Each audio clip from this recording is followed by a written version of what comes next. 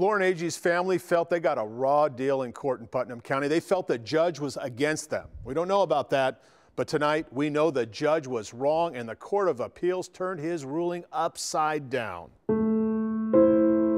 Lauren Agee was 20 years old, bursting with a love for life and always up for a new adventure. But the 2016 weekend trip to Wakefest at Center Hill Lake with a group of young people was the last trip of her life. The Sumner County woman was found floating in the lake. Despite all kinds of strange circumstances, the DeKalb County Sheriff ruled it an accident, saying she fell into the lake to her death.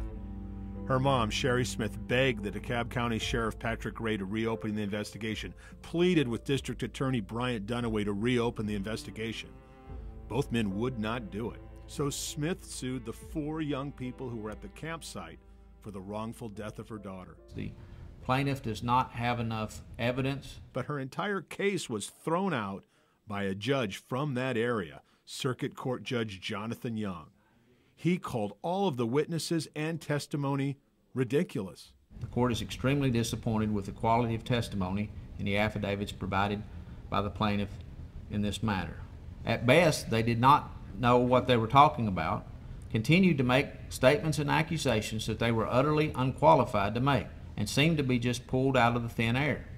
While the remaining experts' accusations may make for an exciting news broadcast or conspiracy theory, they have no place in a court of law. He just seemed to be just so much on their side and protective of them, and I don't understand that.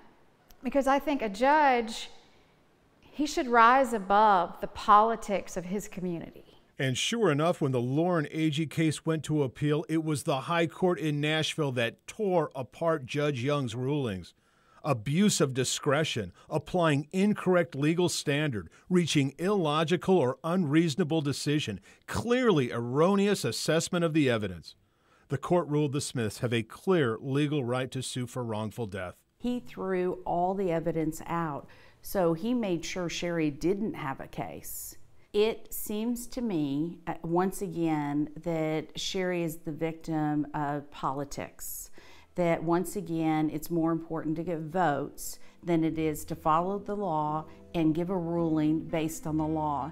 And so now Sherry Smith is finally free to pursue the jury trial she has always wanted.